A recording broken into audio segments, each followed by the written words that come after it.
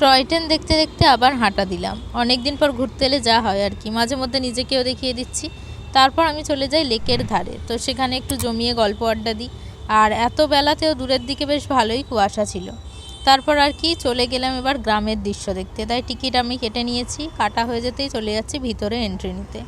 ভিতরে এন্ট্রি নিতেই চোখে পড়ে বিভিন্ন রকমের দৃশ্য, তার সাথে সুন্দর সুন্দর আলপনা দেওয়া খড়ের চাল দেখে আমার দেশের বাড়ির কথা মনে পড়ে যাচ্ছিল, কারণ আমাদের দেশের বাড়িতে এরকমই সুন্দর খড়ের চালের বাড়ি থাকতো আগে।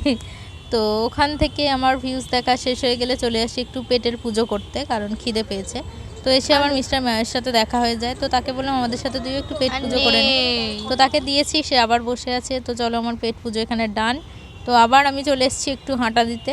আর এখানে দেখছিলাম সবাই সাইকেলিং করছে, বাট আমি ভাবলাম অত এক্সারসাইজ করে লাভ নেই। তো দেন আমি চলে আসি জাপানিজ টেম্পল দেখতে, যেটা আমার মানে অনেক দিনের শখ ছিল। বুদ্ধকে দর্শন করে আমি ভিতরে চলে এসেছি, ফিলিং এক্সাইটেড ভাই। জায়গাটা খুবই মনোরম। এর ভিতরে জুতো পরে প্রবেশ নিষেধ, তাই এবারে যেতে পারিনি। তো নেক্সট টাইম যখন আসবো ডেফিনেটলি একবার ঢুকবো। আর জায়গাটা আমার দারুণ লেগেছে, মানে নেক্সট টাইম আবার যাবো কবে সেটাই ভাবছি। তো এখানে গুড লাককে টাচ করে নিয়েছি, দেখা যাক যাওয়ার সময় বাসে আমি সিট পাই কি।